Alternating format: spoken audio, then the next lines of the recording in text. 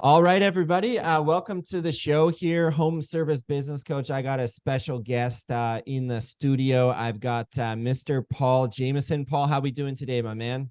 Good. How are you, David? Good, man. I was just saying, I was saying we're both on the jobber team as ambassadors, so we still have yet to meet in person. But next best thing, man, I got you on Zoom here for the next half hour, so this is gonna be fun. Yeah, I love talking business. So, Love it, man. I want to dig in, Paul. I want you to tell our listeners kind of your story. I know you've written a bunch of books, but how did you actually get into the landscaping game, man? Take us all the way back to the start. yeah, well, I started a lawn care business in 2011, but to put a little context, David, before then, I had no business or entrepreneurship experience in me. My first job in middle school was at Congress Lake Country Club. It's a golf course. I was a golf caddy, and eventually I got promoted to be, we called it the first tee, where I'd get the golfers golf bags ready for them and clean their golf clubs afterwards and do all that stuff. And then in high school, I worked at Best Burger, which was a little nicer than McDonald's, but not much. So I was, I wasn't even elevated or promoted to flip the burgers. I was on the fry machine. Okay. I did French fries and onion rings. And then in college, I had a $8.25 an hour job at the dining hall. So I think my highest paying job was $10 an hour in the summers. I worked at an accounting firm, just doing. They called me the like the runner, whatever. I just run errands for them and stuff like that. They had a different name for me, but we'll keep it clean on your podcast. Yeah. So anyway, I think my highest paying job in high school and college was $10 an hour. And I lived, in this sheltered world. I took student loans and went to college, and I got free meals working at the dining hall, and I had, lodging with my student loan. I just didn't have any idea how the real world worked because I lived with my parents in high school, and in college, I was living the dream. I went to Ohio University and had a great time there, but had no clue in the world how money worked. And so I get out my first year, if you will, in the real world, and I moved down to Atlanta, Georgia, and I was doing an MLM at the time, selling vitamins, and I was making like 1,500 bucks. I was pretty good at selling the vitamins, Mhm. but it was no, career path for me, and I was struggling to make ends meet. And my buddy Christian, he had an opportunity to go out west and do music with Randy Jackson, and Hmm. kind of had a really really cool opportunity for his career. So he basically like had dinner with Randy Jackson on a Friday here in Buckhead, and he called me. He's like, Paul, I got to go out west, and I got an opportunity of a lifetime in my music career. He said, can you come live in my house while I'm gone? My mortgage is $928 a A month. month. Yeah. If you can pay my mortgage, you can have my house, not literally, but like live in it until we come back. And I was like, okay, cool. So I go and I move in. He had a 5 bedroom house here in Atlanta, and I moved in, and he didn't do any vetting to see if I could afford it or whatever, because the truth was I couldn't. Um, my whole income was 1,500 a month, and here I am 928. That doesn't. I had $150 car payment for my car, and anyway, I was absolutely broke.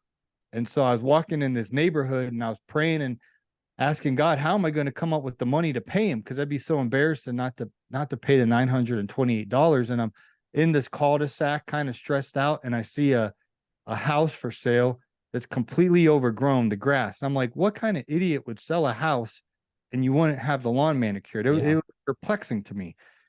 And so I called the number on the thing, and the real estate agent thought I was the lawn guy. And she's like, "Hey, you want to take care of it?" And a light bulb went off in my brain. I was like, "Yeah, of course." And she's like, "What's your price?" I didn't know. So I said $60. And she's like, "Okay." She's like, "Just send me an email when you're done with a picture that's done, and I'll send you a check." So that was my very first job. I didn't have a mower. I didn't have a weed eater. My buddy who went out west to do music, he had a 21-inch push mower in his garage that wasn't even self-propelled. So I put that in the back of my 97 Honda Accord, and I went and I mowed the yard, sent her the picture, and then she sent me a check for $60, and that was my first job. And then a few of the neighbors. I started putting out little note card, or what are they called? Yeah, They're like business cards. sure. And I got them for free back in the day off Vista Print. And I started canvassing the neighborhood with those. And the next thing you know, I had 4 or 5 yards. And then the real estate agent that I did the one for, she's like, I got a whole bunch more. And next thing you know, I was off to the races. So that's how my business started. I had no understanding of how overhead recovery works, how to run a business. Yeah. Zero, zilch, nada. And Wow. so even though I had a lawn care business, I was in the red tremendously. And the long story short is how I was able to pay my bills that first year or two. I got a full-time job at Carrabba's Italian Grill as a server. So I'd work during the day mowing, losing money, doing landscaping and mowing. Then I'd go to Carrabba's at night and make money. So I Yeah. stayed afloat.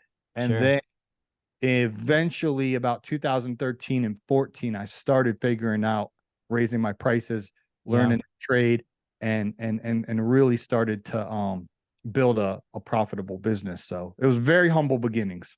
Yeah, man, I love that. Thanks for describing it. It sounds like the light bulb just went off when you're on the phone with that realtor. Like I can get $60 and go back, get my buddy's mower. And it sounds like that was like when your entrepreneur light bulb went on for Paul. Yeah, and I don't even think I knew what the word entrepreneur meant back then. I was desperate for money and I was trying to do everything legal that I could do. I literally was about to get on a plane and fly to Vegas because I'm very smart at football, and I thought I could bet pretty good. I'm like, well, I could just go out there and bet on the games. I usually win. Yeah. That was Wow. literally what I was thinking about doing, is just getting a one-way flight to Vegas and Yeah. betting on my football IQ to see if I could make the money to Wow. pay rent. So Well, we started the lawn care.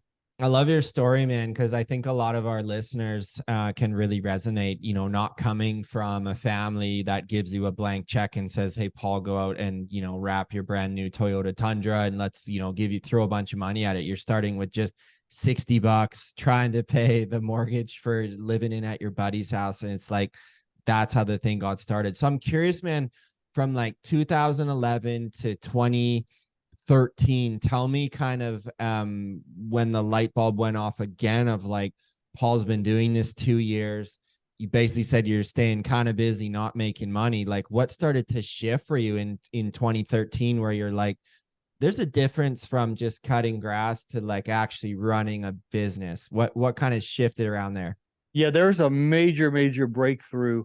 I was living in an apartment, so I moved my buddy after about a year. I lived in my buddy's house for about a year.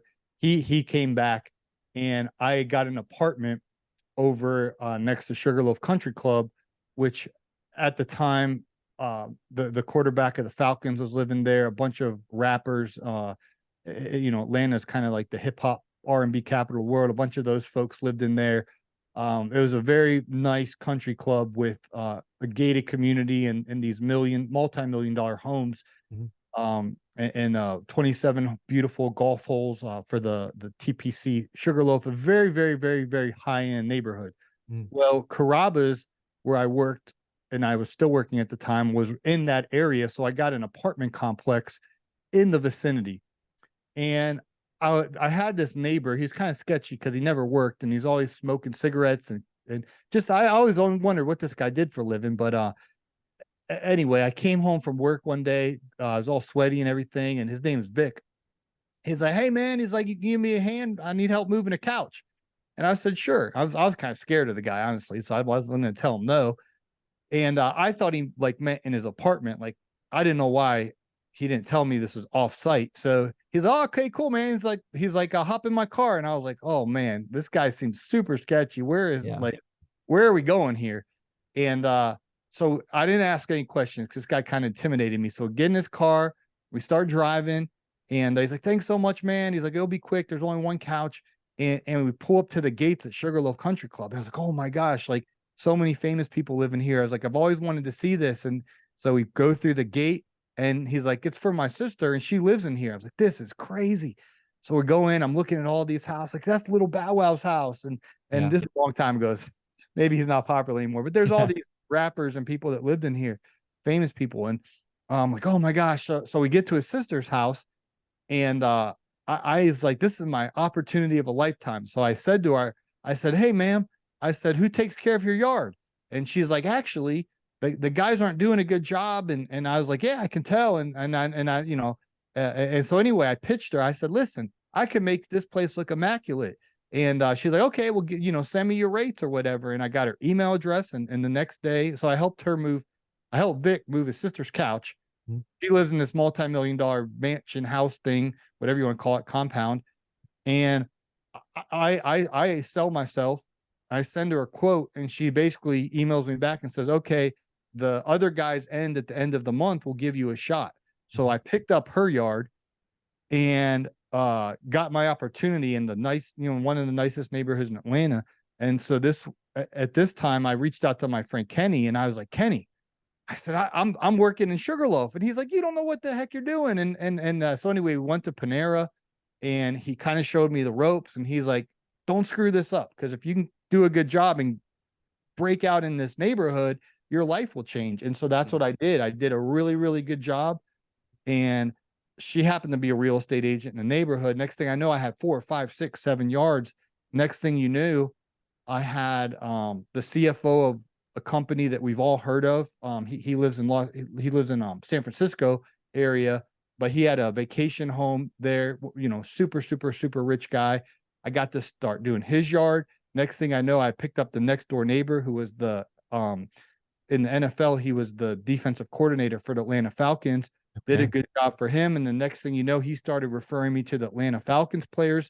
Now I'm doing the head coach of our NFL football team, the defensive coordinator, the other coordinator, Coach Henderson, doing Wow. Coach Smith. I'm doing a bunch of the players, the captain of the team. And next thing you know, I went from like 0 to 100, and I'm taking care of all these multi-million-dollar houses. My customers had Rolls Royces, Wow. Lamborghinis, Ferraris, uh, big old Mm. houses with tennis courts in the backyard, and like Sure.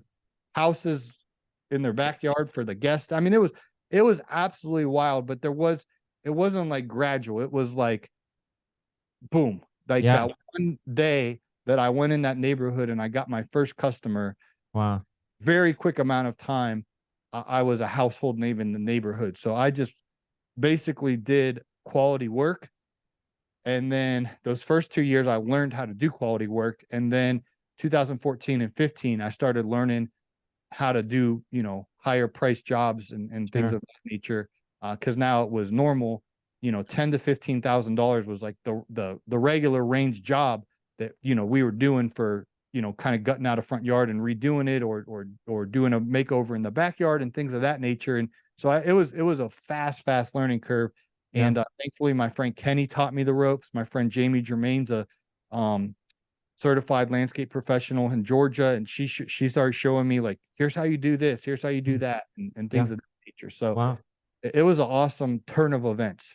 Yeah, it's kind of a good lesson too, Paul. I think when people are new to business, you're serving yourself better to say yes more often than no. And like with the whole couch thing, like you just said yes to an opportunity, and before you know it, like this thing leads to that, this thing leads to that, and you're soon going through the football team and meeting these wealthy people. Because I think, man, young entrepreneurs get intimidated with the affluent, right? Oh, this person's got this or this, but it's like at the end of the day, everybody's still human.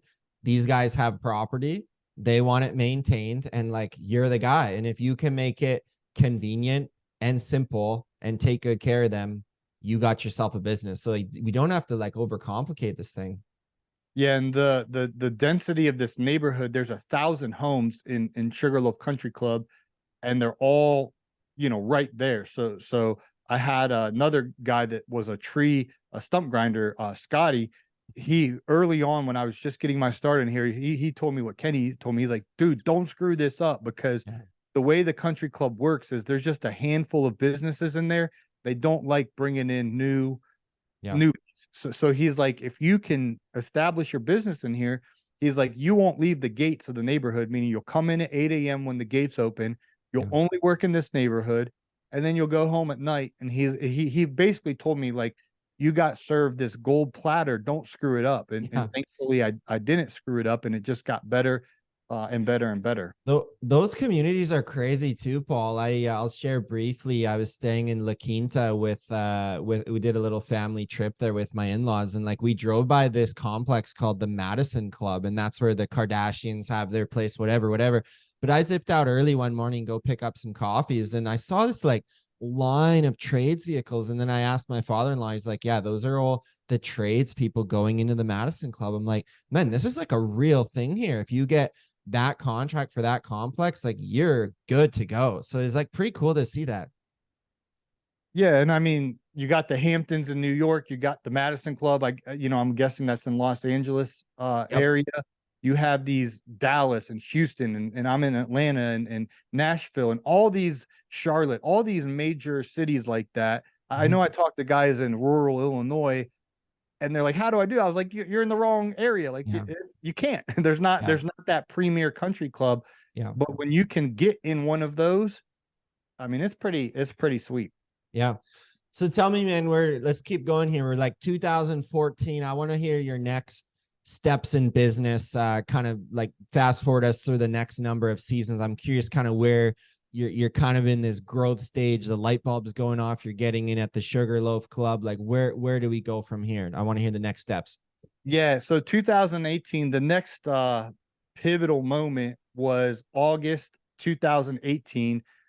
My buddy, I actually was working that month out at Lake Oconee, which is uh like Sugarloaf on steroids. It's per capita, it's the third wealthiest per capita in the whole United States. It's called Red Oak Plantation. It's a lake in the middle of Georgia called Lake Oconee. So I was doing a crazy big job out there. Somebody bought a new lake house, and they basically we took like 115 trees out, and they're basically like, let's just start from scratch. And so anyway, I'm working out on that job. It was a fun job. Except the rattlesnake. There's a rattlesnake out there. Man. Scary. Very scary. Yeah. But anyway, so my buddy Brian up in Minnesota, he said, "Hey, I got an extra lawnmower, 48-inch lawnmower, and a trailer. If you want it, I'll gift it to you. Just come get it." So I hopped on a plane. I was like, "Yeah, absolutely." It was basically a brand new engine he put in it, and a really nice trailer. So I was like, "Yeah, absolutely, we could use that for sure." So I flew up to Minnesota and got a one-way ticket, and then I was going to just drive. I rented a vehicle, and I'm going to drive the new trailer and lawnmower back. And so I wake up that morning. This is August 2018. I wake up in Minnesota, and then I drove through Wisconsin. Never been to Wisconsin or Minnesota, so it's nice to see those parts of the country. Beautiful, beautiful summer day in August. Then I get to the Chicagoland area. I drive kind of past that, probably about 2 hours out of Chicago. Now I'm in the middle of nowhere in Illinois, and I'm driving, and I have a vision. So I'm like, I'm awake, I'm driving, probably 80 miles per hour, 75 miles per hour. There's not really much traffic. And all of a sudden, like a movie started playing in front of me. And I saw guys, they were in shops, they were in pickup trucks, it was different guys. I was like, I could see the scene like I was watching a movie. And I heard, and they were listening to me talk about business.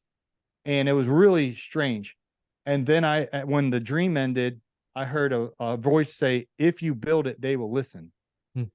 And I knew the baseball movie Field of Dreams. If you build it, they will come. They built a baseball field, and baseball players came. Now, I wasn't in Iowa where that movie was filmed. I was in Illinois, but there was cornfields all around. Like it was spooky. I was like, okay. Yeah. So I get back to Atlanta, and just so happened that a YouTuber was in town visiting, interviewing me to hear my business story, because he had heard about how I was taking care of all these prominent customers.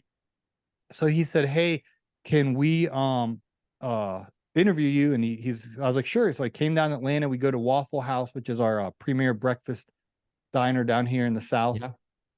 And so we're at Waffle House, and I said, "Hey, can I tell you about something?" And he's like, "Sure." And I told him the story about what I saw in the vision. And if you build it, they will listen. And I said, "I think I should start a podcast and talk about my lawn care business journey, because it's been a crazy journey." And I said, "What do you think?" And now podcasting's popular now, but back then, Maybe Joe Rogan was around. That's about it. Yep. Nobody was podcasting in 2018. I mean, you got to imagine TikTok wasn't even invented yet. Sure. There was no Instagram Reels or Facebook Reels or YouTube Shorts. Like this was dinosaur era. Podcasting was, no one knew what that was really. Mhm. And he's like, yeah, sure, go for it. And so I was like, okay. And so I was working at a radio station on the weekends as like a little fun side hustle. It wasn't really for the money. It was more just fun to be on the radio here in Atlanta. So I had access to this fancy studio and they gave me permission to use their equipment. So I was like, my buddy's Naylor, I was like, why don't you come in the studio and we'll record the first podcast. So we talked for 2 hours and talked shop and I threw it up on Apple Podcasts and Spotify. And I just started making a few more episodes. And the next thing you know, the show took off and it was in the top 100. Like one day, my show was Dave Ramsey's podcast. Yeah. And Robert Kiyosaki, and mine was in the middle. And I took a screenshot and I was like, holy crap. I said, I sent it to my producer. I said, like, Dave Ramsey and Robert Kiyosaki, they have different financial beliefs. One guy's big on debt, the other guy's anti-debt, but they're both like icons in the business world. And I'm like, how in the world is my podcast ranked with these giants? And anyway, it was like I was new. Nobody was podcasting back then. And so all these people that wanted business information were listening to my podcast. And so that was wild to have a show, getting millions of downloads talking about a lawn care business. It was crazy. And so that changed the trajectory of my business, because then Lowe's Home Improvement called, and John Deere, and like the biggest and the best companies in the industry started calling me and like, hey, we want to work with you, want to partner with you. And I'm like, what? Me? Yeah. The Toro company and Echo and Exmark and all these companies that I use and like I'm a consumer of, they're like, hey, we want to fly you out, we want to work with you. And so that really changed my business, because now I'm like, okay. So like I didn't plan to start a lawn care business, but I did. And I didn't plan to start international podcast and work with Lowe's and John Deere and things of that nature. But in 2018, that all started. And so that was like the defining moment of really starting to find out that there's all these business owners out there that want to know more about business, and they want to know the nuts and bolts. And so I just was at an event this weekend talking with, so many guys about business. And so I started falling in love of like networking and communicating and talking to other business owners about all the things that we face in business. So that was like the next evolution of my entrepreneurial career. Yeah, man, it's so cool. What did you end up doing with the business then that you had? Did you get someone to run it, or because like obviously your trajectory has changed dramatically with growing the podcast and everything. So what did you do with the actual business? Yeah, and I don't think I did everything right. In hindsight, if I could go back and redo it, I would have done it differently. But in 2018, 2019, 2020, I thought I was Superman. So I'm like, well, we'll just do them both, like we'll just do them both. And so I'm sitting here serving the head coach of Atlanta Falcons, literally like at his house, doing his yard, talking to him, one day. And then the next day I'm getting on an airplane going to the Toro company in Minnesota, or, going wherever. I'm been to so many of these companies, headquarters and things like that. And then what was happening, my landscaping business, I realized I did not build the right infrastructure. I did not build the right team. It was too dependent on me. Like Michael Gerber says, to work on your business, not in your business. I was working in my business in 2018 when the social media blew up. So I didn't have everything in place. So long story short, to answer your question, for 3 years, I tried to be Superman and juggle both and get the transition in place.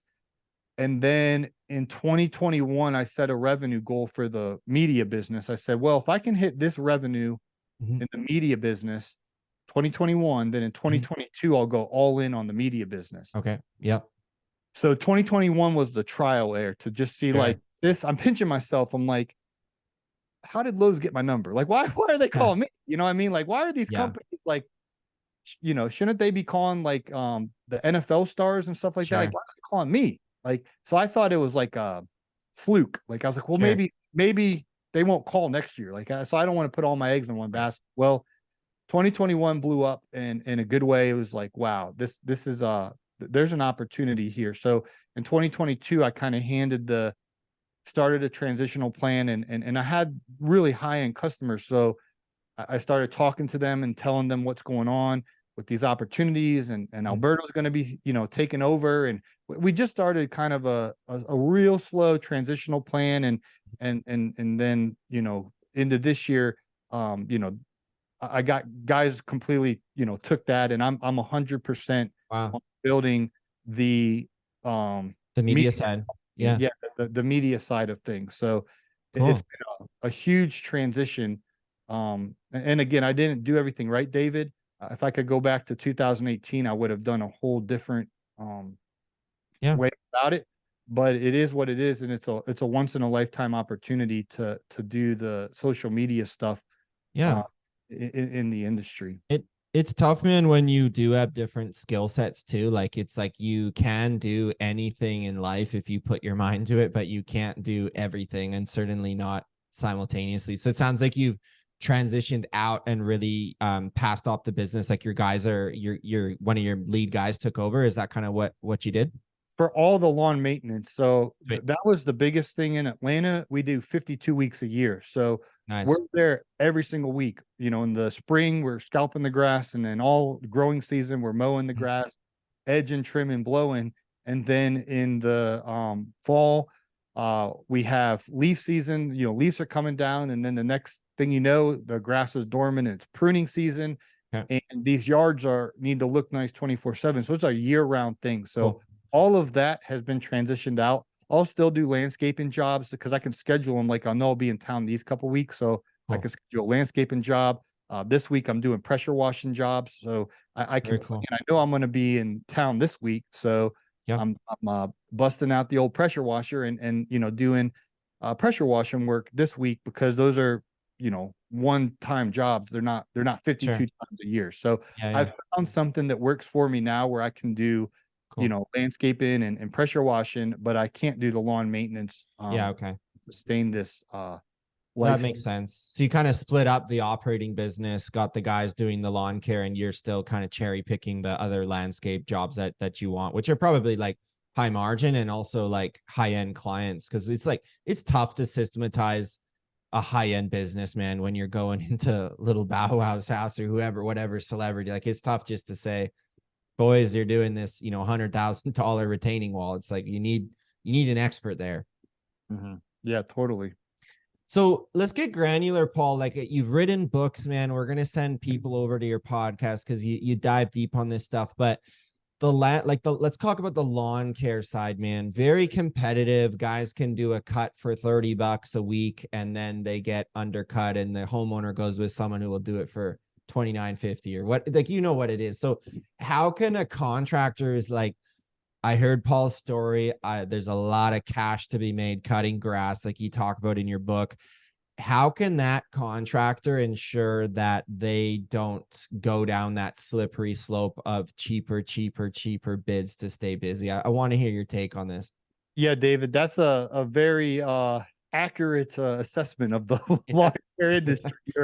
You're spot on with that, and I think the honest answer is you need to know your numbers, because if you truly know what it costs to operate a lawn care business, for your mowing, equipment, the repairs for that equipment. Obviously, you need a truck, you need a trailer. Here in Atlanta, you need a storage unit where you're going to store all of that. Your highest expense is going to be your laborers, and then you have all the the nitty gritty of your insurances and your taxes. And most guys, when I started in 2011, I didn't understand any of that. And so once you really know, I'm not talking about just like, oh yeah, I know, I know you need to recover all that overhead. Like you really track what you spent last month on your business expenses, and you're doing everything properly. You have no choice other than charging the appropriate price. So most guys don't know their numbers, but when you do, you get your shoulders back, you get your chest out, and you have poise and confidence to the you made a reference about a $30 cut. Well, when you know your numbers and you know what you have to be making per minute, then you're like, no, this is a $65 maintenance, or this is a $70 maintenance, this is a $75 maintenance, and Sweet Sue's throwing a fit. Well, Johnny would do it for $40, you know what I mean? And when I started learning my numbers, I literally would quote $90, $95 a lawn maintenance. And this guy, John, I remember him, he was perplexed. He was like, the other guy was doing it for $45, Paul. And I told him, I said, well, and I name drop. I'm like, I do so-and-so's yard, I do so-and-so's yard, I do so-and-so's yards. Like, here's their address. Go see what we do. Mm-hmm. And long story short, John called me back. I was like, hey, Paul, I want to give you a chance. And then he said to me, he was like, now I can see why you charge $90.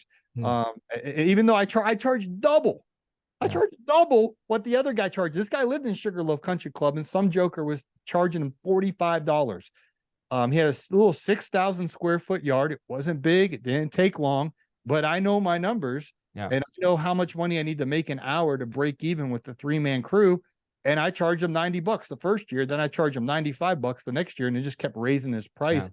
And so, but I knew my numbers, and I knew that's what it cost for me to hit the profit margins, to pay myself the salary I want to pay myself, and to know all that. So the solution is, you got to get into the books. You got to understand, if you're going to pay yourself the salary of what you want to be making, and you want to be having your business hit the profit margins that you want to be making, you understand all your overhead and how you're going to recoup that and be profitable, then you don't really worry about, kind of pay attention to the market and things of that nature. But what I'm more concerned about is that my numbers are aligned with my financial goals.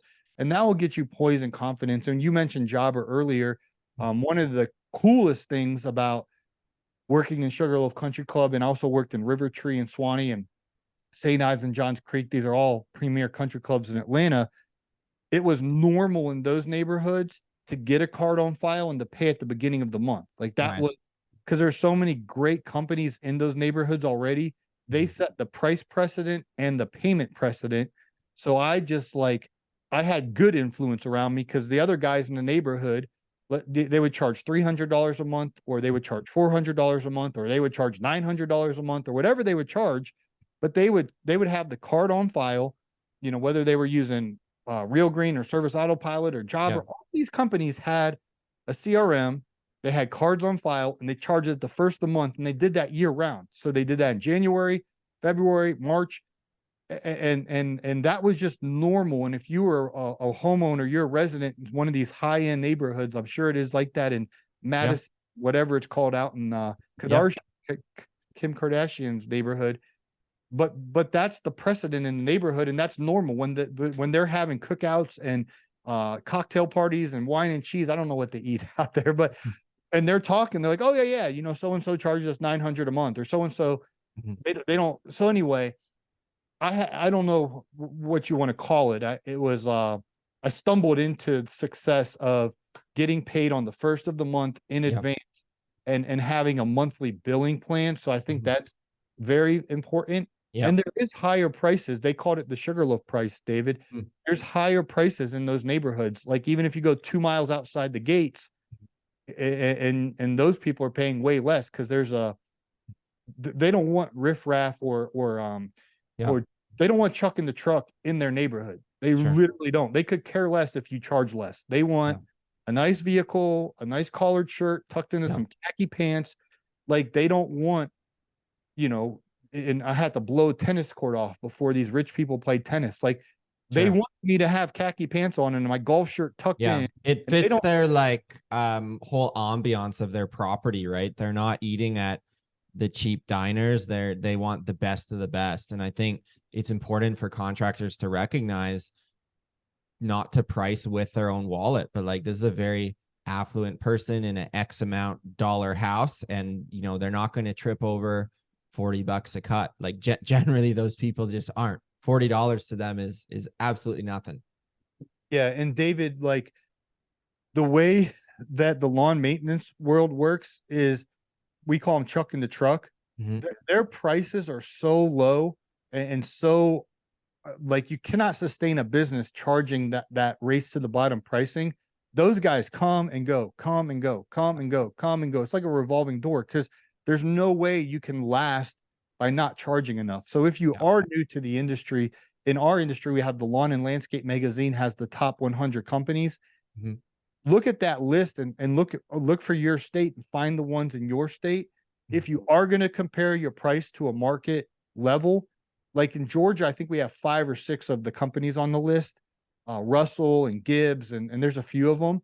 We'll look those ones up and just go to their website and find out what they are offering, like what structure, like for example, you can go to Gibbs website here in Atlanta and they have on their website their plans. Like Yeah. you The can just maintenance plans. yeah, you can just Yeah. copy. Oh, here's what the big boys that run this, 16 million, $35 million, $45 million operation. Here's how they're doing it. Mhm. And then just copy your business off of because they're built in. These companies have been around year after year after year after year after year. They're profitable. They have it figured out. So if you are gonna Mhm. copy someone, copy a company that's in the top 100 Mhm. because and that's been around for a while because they have it figured out. And then there's obviously rhyme or reason to why they're operating their business that Yeah. way. Yeah. Uh, Great. No, man, it's amazing. I know you gotta jump on a call shortly, so I want to kind of hit one last question, man, and then we'll say goodbye. And that's really, man. You mentioned some social proof, mentioning, hey, we do, Bill and Janine's, we do Johnny's house, we do this. You got one more tip that a contractor in landscaping could do to make themselves more valuable, right? You said, hey, we're 95 a cut, the other guy's 40. The uniforms you mentioned, the branded trucks. Is there anything else you're like, hey, Dave, hey, listeners, like this tended to work really good for me? Because it wasn't the first time, Paul, you heard someone tell you, Paul, you're twice as much as the other guy. I'm sure you heard that recurring theme. So I'm sure you had some good ninja tricks that you'd pull out. yeah, I would say get a local mentor. I had 3 mentors, and I'll give them a shout out and Yeah. some will listen to my podcast, so they'll get a kick out of that. Sweet. But Rich Jansen, he owns an irrigation company and he also does lighting. And so he saw me. This was after I was already in the fancy country club, and he saw me stressed and frantic and nervous, and he could tell I was just I bit off more than I could chew, and I didn't have a clue what I was doing. And he had been in the industry for 30 years. So he was very humble and wise. And he said to me one day, he's like, "Hey man," he said, "is everything all right?" No, everything wasn't all right. I'm juggling, I'm robbing Peter to pay Paul, and I'm stressed out about money. And he knew that. So he's like, "How's it going?" I was like, "Oh, I'm just kind of overwhelmed and so, I'm doing this big job for them and they haven't paid yet. The blah, blah, blah, blah." Like I'm just spewing out how my life sucks. And he's like, "Hey," he said, "what you doing Sunday night?" And I was like, "Nothing." He's like, "Why don't you come on over? My wife will make you dinner and we can talk about your business." He says, "One thing though," he's like, "you're gonna have to be honest with me. I can help you if you're honest with me." And I was like, "What do you mean?" And he's like, "Bring me your business checking account statements Yeah. and bring me bring him all my financials." He's like, let's look under the hood and let's see what's going on." And he worked, he owned his own business and he also worked for a company here locally that does 16 million a year. Wow. And he also worked for it was called Brickman back in the day, but they eventually joined up with a company called Valley Crest, and now they're called Brightview, and they're the biggest company in the whole industry.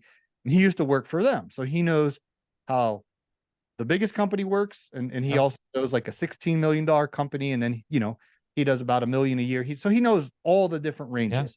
Great. So we go to steak. He has his wife makes me steak, David. I'm going to answer your question, but I'm telling Yeah. you Yeah. how I figured out this is why you need to have a mentor locally.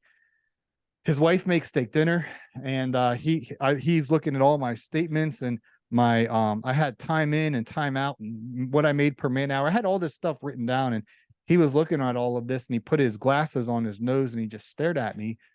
And his wife like stopped. It was like slow motion. And he asked me a question while his wife was cooking dinners, and he looked at me. He's like, "Paul." He like pauses, and his glasses are on the tip of his nose, and he said, "How are you paying your bills?"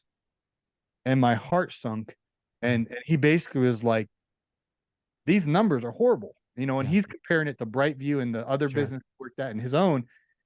He's like, "How are you paying your bills?" And I'm like, "Well, it's really tight right now." He's like, "Tight?" He's like, "This is horrible, man." And And so anyway, I was vulnerable. I was honest. I'm bare naked financially. He saw my everything. Yep. And he was kind enough to help me.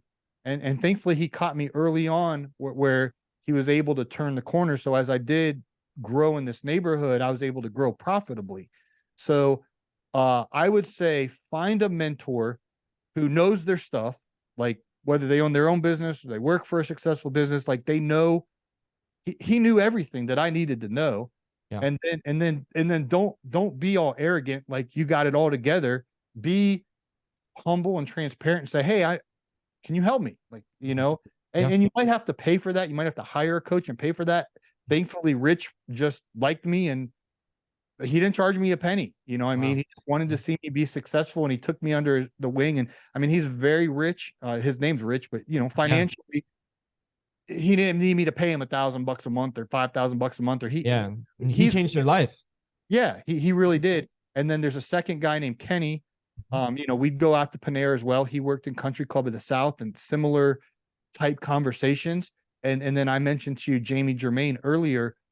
She's a Georgia certified landscape professional. So she was more of like, hey, this plant, you know, of this height would look good with this plant in front, of this color, like all of that stuff. I didn't know. And she started teaching me design concepts and principles, and she would make me go to class at the Georgia extension offices. You know, we would go to classes together. There'd be these 8-hour classes. And she's like, you got to come learn about this and you got to come learn about that. So she would drag me to classes about fertilization and weed control and about bidding and estimating. And, you know, and I wasn't a know-it-all. I was like, okay, I'll go to the bidding and estimating class and I'll go to these classes. And so find a mentor locally, because I'm not going to do no good if you're out in Madison, Kim Kardashian. Sure. That's a whole Atlanta and LA are different markets. You want to get Sure. someone locally who can mentor you. So that would be my number one tip.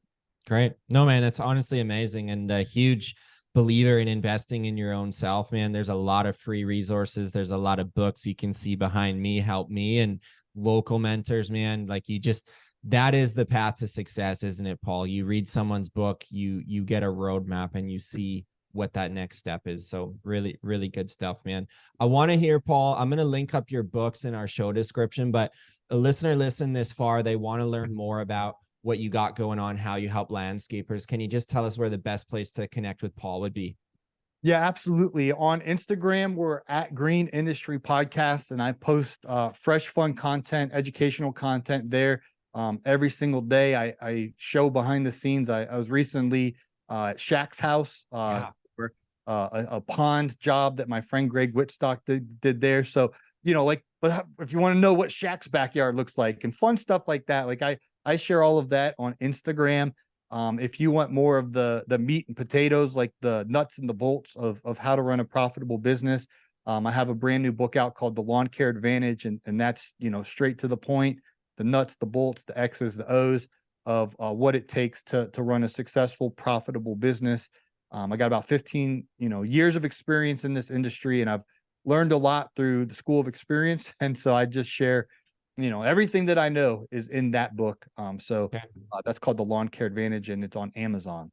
Cool. No, man, we'll link up all your books and also link up directly to your IG so people can go see what you got going on with Shaq there. I took a look at that last week, man. Pretty cool stuff. So, Paul, thank you so much, man, for gracing us with your time.